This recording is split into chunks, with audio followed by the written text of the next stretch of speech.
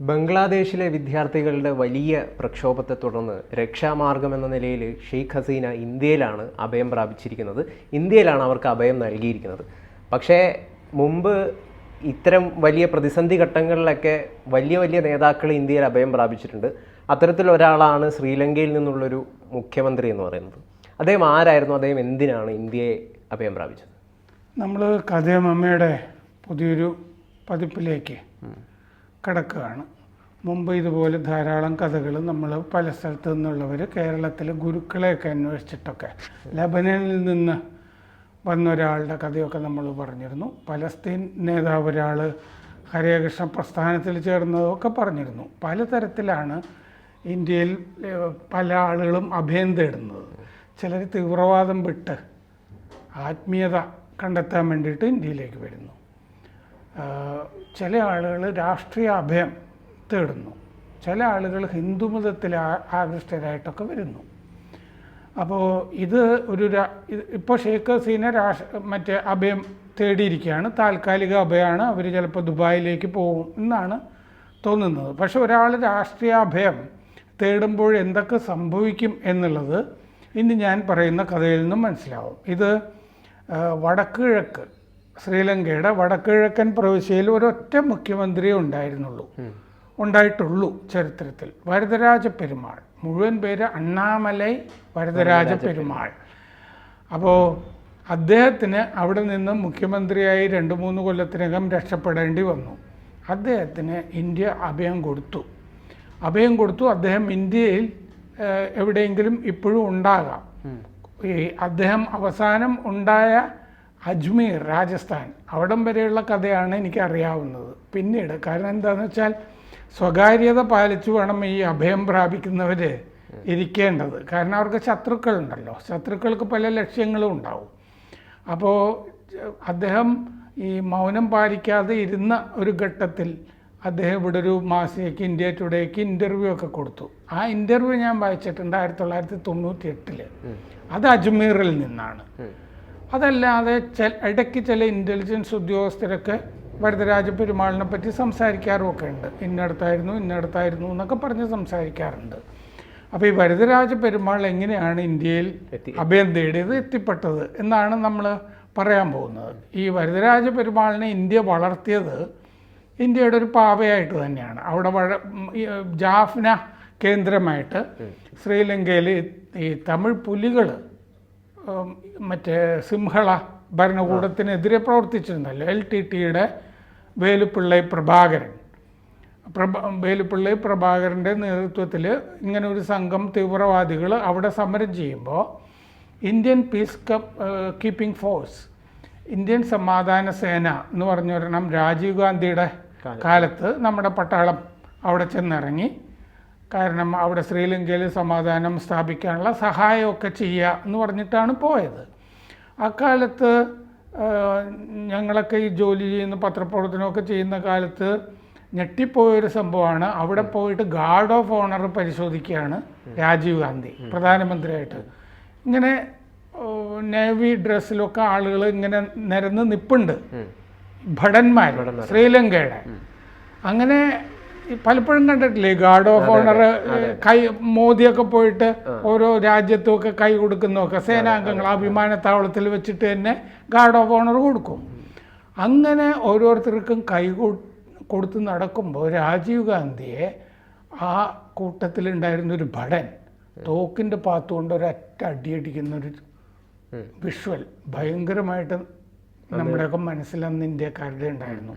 അത് Indian peace keeping ഫോഴ്സിനെ അയച്ചിട്ട് ശ്രീലങ്കയിൽ ഇന്ത്യ പലതും ഒക്കെ ചെയ്തു. അതിലുള്ളൊരു ശോഭപ്രകടനമായിരുന്നു അത് അന്ന്. ഈ നമുക്ക് പഞ്ചാബിൽ വലിയ ശല്യം ഉണ്ടായിരുന്നു. അതുപോലെ തന്നെ അപ്പുറത്ത് ശ്രീലങ്കയിൽ ഈ തമിഴർക്ക് വേണ്ടിയൊക്കെ നിലകൊണ്ടിരുന്ന രാഷ്ട്രീയ സംഘടനകൾ തമിഴ്നാട്ടിൽ ധാരാളം ഉണ്ടായിരുന്നു, ഈ കരുണാനിധിയുടെ DMK ഒക്കെ പോലെ. അപ്പോൾ നമ്മളെ സംബന്ധിച്ചും ഈ ശ്രീലങ്കയിൽ ഈ തമിഴർ വടക്ക് കിഴക്ക് സമരം നടത്തുന്നത്, അവിടുത്തെ ഈഴം മറ്റേ സിംഹള ഭരണകൂടത്തിനെതിരെ ഞങ്ങൾക്ക് സ്വതന്ത്രമായ രാജ്യം വേണം, ഈഴം എന്ന് പറഞ്ഞ രാജ്യം വേണം എന്ന് പറഞ്ഞ് തമിഴരവിടെ സമരം നടത്തുന്ന വലിയ പ്രശ്നമായിരുന്നു. നമുക്കും തലവേദനയായിരുന്നു അവിടുത്തെ പോലെ തന്നെ. ശരിക്കും ഈഴത്തിന് നേതൃത്വം നൽകിയിരുന്നത് പ്രഭാകരനായിരുന്നെങ്കിലും നമ്മൾ പ്രഭാകരനെതിരെ വളർത്തിയെടുത്ത ഒരു രാഷ്ട്രീയ നേതാവായിരുന്നു, മുഖ്യധാരയിലേക്ക് കൊണ്ടുവരികയും ചെയ്തു തീവ്രവാദത്തിൽ നിന്ന്. അതാണ് ഈ വരദരാജ പെരുമാൾ എന്ന് പറയുന്ന ആൾ. ഈ വരദരാജ പെരുമാൾ 1942 ജാഫ്നയിൽ തന്നെയാണ് ജനിച്ചത്. പക്ഷെ തമിഴ് കുടുംബമാണ്. അച്ഛൻ അണ്ണാമലൈ ശരിക്കും തമിഴൻ തന്നെയായിരുന്നു, അങ്ങോട്ട് കുടിയേറിപ്പോയതാണ്. പക്ഷേ വരദരാജ പെരുമാൾ ജനിച്ചത് അവിടെ തന്നെയാണ്, ജാഫ്നയിൽ തന്നെയാണ്. എന്നിട്ട് ജാഫ്ന യൂണിവേഴ്സിറ്റിയിലാണ് പഠിച്ചത്. ജാഫ്ന യൂണിവേഴ്സിറ്റിയിൽ പഠിച്ചിട്ട് അവിടെ തന്നെ ഇക്കണോമിക്സിൻ്റെ ലെക്ചറർ ആയി. അങ്ങനെ ലെക്ചറർ ജോലിയൊക്കെ നോക്കുമ്പോഴാണ് ഈ രാഷ്ട്രീയത്തിൽ താല്പര്യം വന്നിട്ട് രാഷ്ട്രീയത്തിലേക്ക് പ്രവേശിക്കുന്നത്. സാധാരണ പത്രങ്ങളിലൊക്കെ എടുത്തു ചാടുക എന്ന് പറയും. അതിൻ്റെ അർത്ഥം എനിക്ക് എന്താണെന്ന് അറിയില്ല. ഇത് വല്ല കുഴിയോ കുളമോ എന്തോ ആണോ, ഈ രാഷ്ട്രീയത്തിലേക്ക് അദ്ദേഹം എടുത്തു ചാടി എന്നൊക്കെ പറയാറുണ്ട്. അങ്ങനെ വരദരാജ പെരുമാളും എടുത്ത് ചാടിയിട്ട് എന്ത് ചെയ്തു എന്ന് വെച്ച് കഴിഞ്ഞാൽ 1974 തമിഴ് യുണൈറ്റഡ് ലിബറേഷൻ ഫ്രണ്ട് എന്ന് പറഞ്ഞൊരു സംഘടന ഉണ്ടാക്കി. 1979 EPRLF, അതായത് ഈളം പീപ്പിൾസ്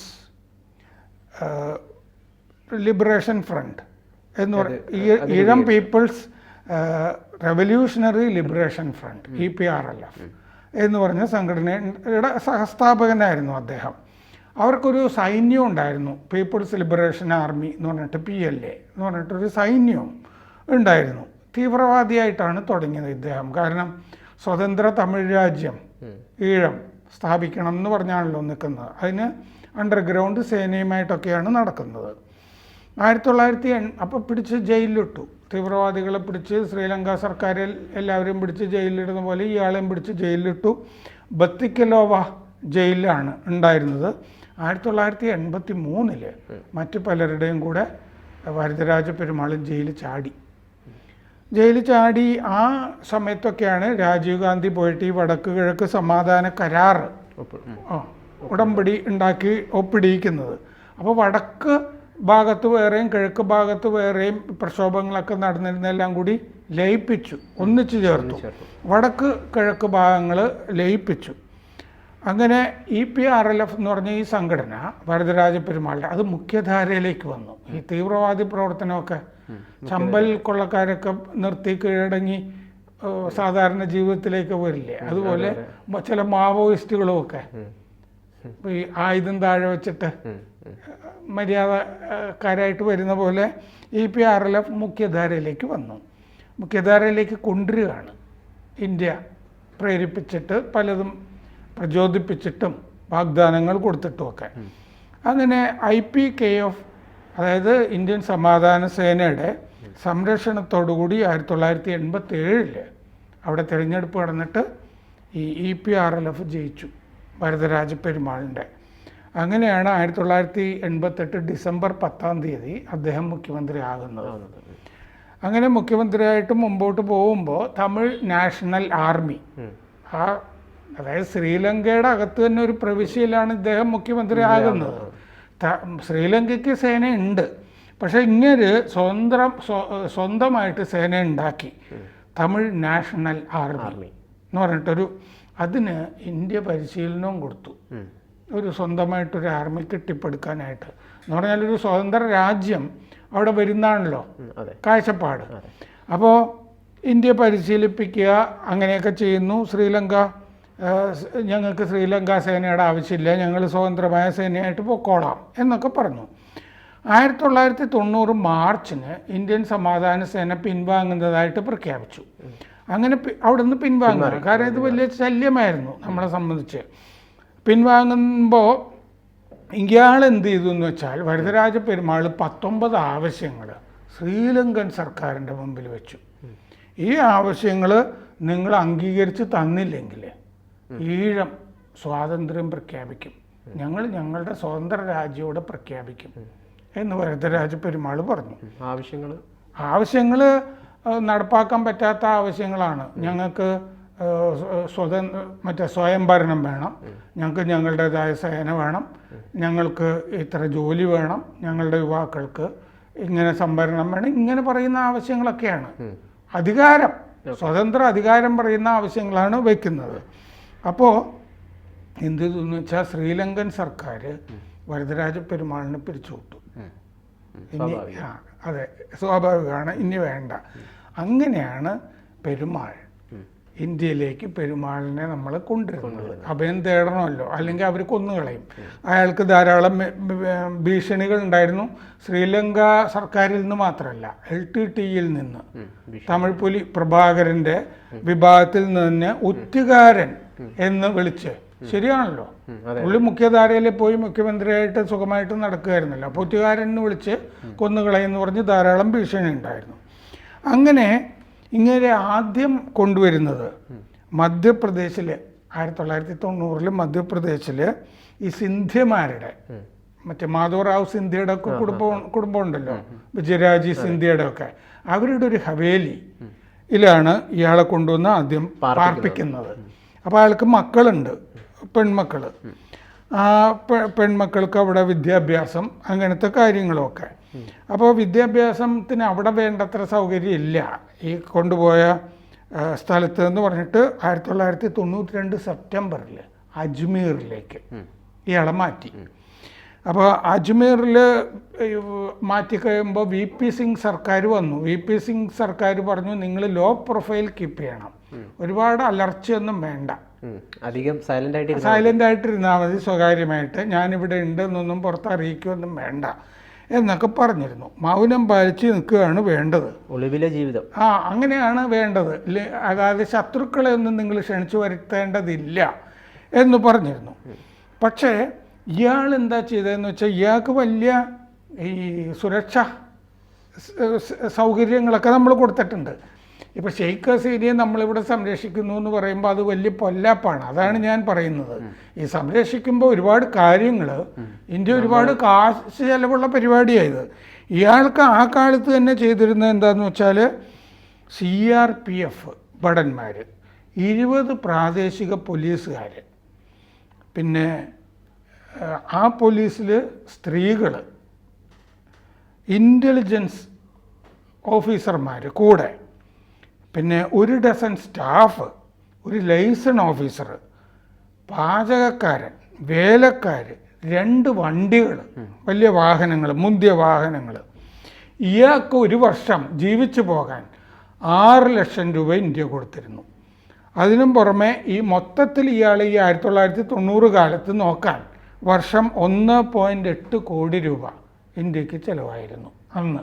ഇന്നത്തെ ചിലവൊക്കെ നമുക്ക് ഊഹിക്കാവുന്നതേ ഉള്ളൂ. ഹസീനയൊക്കെ അഭയം കൊടുത്ത് ഇങ്ങനെ തീറ്റിപ്പോറ്റാനൊക്കെയുള്ള ചിലവൊക്കെ ആലോചിക്കാവുന്നതേ ഉള്ളൂ. ഇയാൾ എന്ത് ചെയ്തു എന്ന് വെച്ച് കഴിഞ്ഞാൽ, ഇയാൾ തന്നെ ഈ അജ്മീറിൽ ഈ സേനയുടെ അകമ്പടിയോടുകൂടി തന്നെ അജ്മീറിൽ ചന്തയിൽ മീൻ വാങ്ങാൻ പോയി തുടങ്ങി. അപ്പോൾ അയാളോട് പോകരുതെന്നൊക്കെ ഈ സംഘാംഗങ്ങളൊക്കെ പറഞ്ഞപ്പോൾ, എനിക്ക് ഇഷ്ടപ്പെട്ട മീൻ എനിക്കല്ലേ മനസ്സിലാവുള്ളൂ എന്നാണ് അങ്ങേര് ചോദിച്ചത്. എനിക്ക് എൻ്റെ രുചി അറിയൂ, ഇങ്ങനെ പോയി കഴിഞ്ഞാൽ നാളെ ഞാനൊരു പേന വാങ്ങാൻ പോലും നിങ്ങൾ സമ്മതിക്കില്ല, എൻ്റെ മീൻ ഞാൻ തന്നെ തിരഞ്ഞെടുത്തോളാം എന്ന് പറഞ്ഞിട്ട് ഇയാൾ സ്ഥിരമായിട്ട് മീൻ വാങ്ങാൻ പോവും. അത് ഇയാളെ കണ്ട് ആരാന്നൊന്നും അറിയില്ലെങ്കിലും ഈ മീൻ വിൽക്കുന്നവർക്ക് കണ്ട് ഇത് ശീലമായി പരിചയമായി. ഇയാൾ വരുന്നത് വലിയ സന്തോഷമായി, കാരണം ധാരാളം ഇത് വാങ്ങിച്ചു കൊണ്ടുപോകുന്നൊക്കെ ഉണ്ട്, കാരണം ഫ്രീ ആണല്ലോ വരാൻ പറ്റുള്ളൂ. അതെ. അപ്പോൾ അങ്ങനെ ചെയ്തു. അപ്പോൾ അവിടുത്തെ മുഖ്യമന്ത്രി അന്ന് ഭൈരോൺ സിംഗ് ഷെഖാവത്താണ്. അപ്പോൾ ഇയാളെ കൊണ്ട് ശല്യമായി, സ്വകാര്യതയൊന്നും ഇയാൾ സൂക്ഷിക്കുന്നില്ലല്ലോ. 4 തവണ ഭൈരോൺ സിംഗ് ഷെഖാവത്ത് കേന്ദ്രത്തിനെതിരെ, ഇവിടെ ഇയാളെ വെച്ചുകൊണ്ട് പോകാൻ പറ്റില്ല, അയാൾ ഇപ്പോൾ രഹസ്യ അതിഥിയൊന്നും അല്ല, പരസ്യ അതിഥിയായിപ്പോയി, അതിനാൽ ഞങ്ങൾക്ക് സുരക്ഷയൊന്നും ഉറപ്പാക്കാൻ പറ്റില്ല എന്ന് പറഞ്ഞ് 4 കത്തുകൾ ഷെഖാവത്ത് എഴുതി. ഇയാൾക്ക് 3 ഭാര്യ ഉണ്ടായിരുന്നു, 3 പെൺമക്കൾ ഉണ്ടായിരുന്നു. ഈ പെൺമക്കൾ ഇപ്പോൾ ജീവിച്ചിരിപ്പുണ്ടെങ്കിൽ 39 വയസ്സ്, 34 വയസ്സ്, 30 വയസ്സ് ആകേണ്ടതാണ്. അതിലൊരു പെൺകുട്ടി അവിടെ സ്റ്റിച്ചിങ് പഠിക്കുന്നുണ്ടായിരുന്നു, ഒരു കുട്ടി കഥക്ക് പഠിക്കുന്നുണ്ടായിരുന്നു, ഡാൻസ് പഠിക്കുന്നുണ്ടായിരുന്നു. ഈ ആ കാലത്ത് ഇന്ത്യ ടുഡേയിലൊരു ഇൻ്റർവ്യൂ ഇയാൾ കൊടുത്തിരുന്നു. ആ ഇൻ്റർവ്യൂവിൽ ആണ് ഇത്തരം രസമുള്ള കഥകളൊക്കെ വന്നിരുന്നത്. അത് കഴിഞ്ഞ് ഇയാൾ ആ ഭാഗത്ത് കുറച്ച് സ്ഥലം ബന്ധുവിൻ്റെ പേരിൽ വാങ്ങി എന്നും പറഞ്ഞ് കേട്ടു. 2.5 ഏക്കർ അവിടെ പശുക്കളെയൊക്കെ വളർത്താനൊക്കെ തുടങ്ങി. ഈ അഭയം പ്രാപിച്ചവർക്ക് സ്ഥലം മേടിക്കാൻ പറ്റില്ല. ഒരുപാട് തമിഴന്മാർ ബന്ധുക്കളിയാൾക്ക് ഇവിടെ പരിചയവും ബന്ധുക്കളും ഒക്കെ കാണുമല്ലോ. അവരിൽ ഒരാളുടെ പേരിലാണ് ബിനാമി വസ്തു എന്ന് പറയാം. ഒരു 2.5 ഏക്കർ മേടിച്ച് സ്വന്തമായിട്ട് കയ്യിൽ വെക്കാനൊക്കെ തുടങ്ങി. അവിടെ പശു വളർത്തലുമൊക്കെ തുടങ്ങി. അത് കഴിഞ്ഞ് എന്തായാലും ഇയാൾ അജ്മീറിൽ നിന്ന് പോയിട്ടുണ്ടാവും. ഇപ്പോൾ ഇയാൾ എവിടെയാണെന്ന് ഷെയ്ഖ് ഹസീന വന്നപ്പോൾ നമ്മൾ വീണ്ടും ഒന്ന് നോക്കി. പക്ഷേ അത് എവിടെയാണെന്ന് നമുക്ക് അറിഞ്ഞുകൂടാ.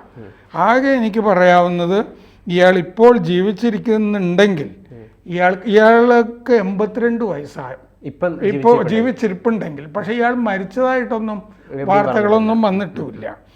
അയാൾ അന്ന് 1998 പറഞ്ഞിരുന്നു, ഈ വർഷം ഞാൻ വനംവാസം നിർത്തും, ഇനി അഹിംസയുടെ പാതയിലാണ്, ഹിംസയുടെ പാത എല്ലാം നശിപ്പിച്ചു എന്ന് പറഞ്ഞിരുന്നു. അപ്പോൾ തിരിച്ചറിവൊക്കെ ഉണ്ടായിട്ടുണ്ട്. പക്ഷേ ഇപ്പോൾ രാജപെരുമാൾ എവിടെ? കൂടുതൽ വാർത്തകളും വിശേഷങ്ങളും നിങ്ങളിലേക്ക് എത്താൻ ABC മലയാളം സബ്സ്ക്രൈബ് ചെയ്യുക, ബെൽബട്ടനും അമർത്തുക.